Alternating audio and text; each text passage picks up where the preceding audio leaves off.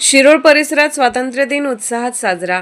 शिरोळ शहर व परिसरात 80वा भारतीय स्वातंत्र्य दिन मोठ्या उत्साहपूर्ण वातावरणात साजरा करण्यात आला।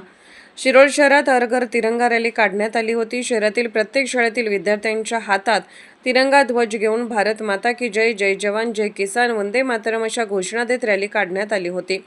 येथील शिवाजी चौकात सार्वजनिक ध्वजारोहण नगराध्यक्षा सौ योगिता कांबळे यांच्या हस्ते करण्यात आले।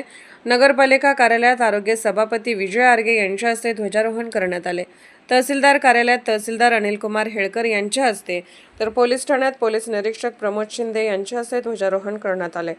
पंचायत समितीच्या कार्यालयातील झेंडावंदन करण्यात आले। येथील श्री दत्त शेतकरी सहकारी साखर कारखान्याच्या कार्यस्थळावर श्री दत्त उद्योग समूहाचे प्रमुख गणपतराव पाटील यांच्या हस्ते ध्वजवंदन करण्यात आले।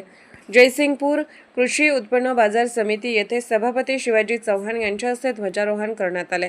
पद्मराज विद्यालय, Janata high school, new English school, Rajaram विद्यालय, राजश्री शाहू विद्या मंदिर, छत्रपती विद्या मंदिर, छत्रपती ताराराणी कन्या विद्या मंदिर, केंद्रीय शाळा दत्तनगर, कन्या शाळा दत्तनगर, रुक्मिणी पांडुरंग माने, रहमतपूर कन्या विद्यालय यासह शहरातील सर्वच प्राथमिक खाजगी शाळा, सहकारी सेवा संस्था, दूध संस्था, पतसंस्था, बँका, शासकीय निमशासकीय कार्यालय यासह अनेक ठिकाणी मान्यवरांच्या हस्ते ध्वजवंदन करण्यात आले।